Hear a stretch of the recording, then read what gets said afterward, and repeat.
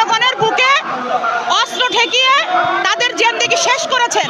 এখন আপনি যখন আপনার এত সাহস, আপনি কলিজা নিয়ে আপনি বাংলাদেশের মাটিতে পড়া দেন, এ জনগণ আপনাকে একটু দেখুক।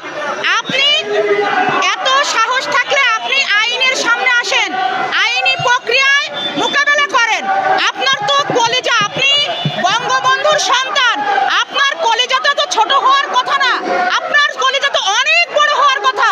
আপনি সেই বড় কলিজা নিয়ে আপনি একজন প্রকৃত রাজনীতিবিদ হিসাবে বাংলার মাটিতে বুক উঁচু করে আসেন, আর বাংলার জনগণ আপনাকে জেলখানায় ভরুক, কারণ জেলে না গেলে সে কখনো নেতা হতে পারে না।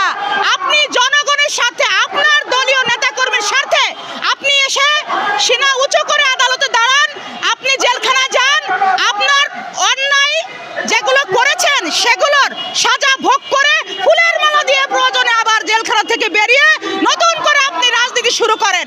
আমরা এটা চাই। আমরা চাই না বঙ্গবন্ধুর নাম মুছে যাক। আপনি ধরে রাখেন, আপনি বঙ্গবন্ধুর কুসন্তান না হয়ে আপনি বঙ্গবন্ধুর সুসন্তান হন। আপনি আসেন, আইনি মোকাবেলা করেন, আপনি জেল খাটেন, সাজা, আপনার অপরাধের সাজা যেগুলো আছে আপনি ভোগ করেন।